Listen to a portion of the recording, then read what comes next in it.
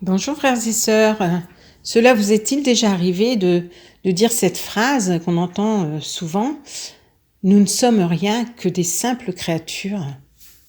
Et pourtant, c'est seulement en apparence qu'on semble être une simple créature.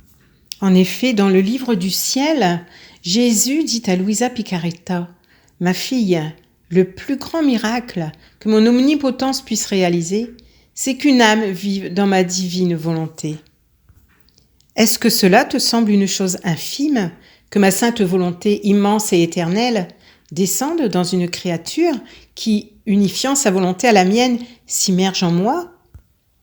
Alors tous ces actes deviennent miens, même les choses les plus anodines.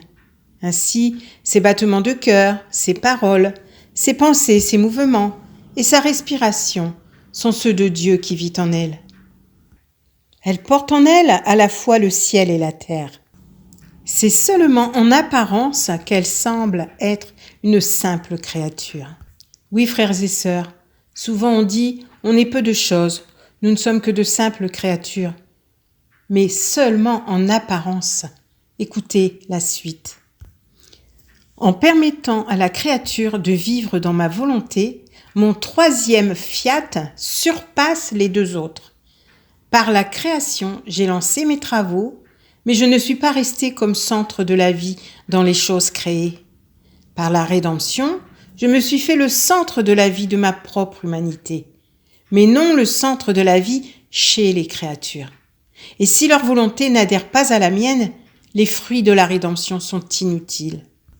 Puis le Seigneur aborde le troisième fiat, le fiat de la sanctification, et il dit ceci, « Au contraire, par mon troisième fiat, la créature plonge sa vie dans ma volonté, et je deviens le centre de sa vie.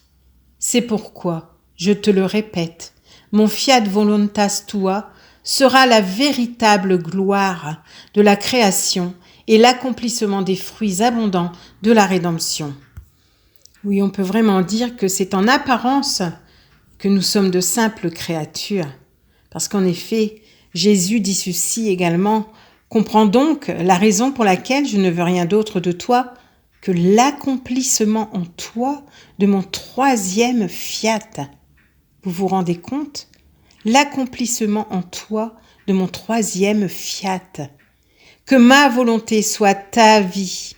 Puisses-tu n'avoir aucun autre objectif que ma volonté, parce que je veux être le centre de ta vie. Voilà le plus grand miracle que l'omnipotence de Dieu peut offrir.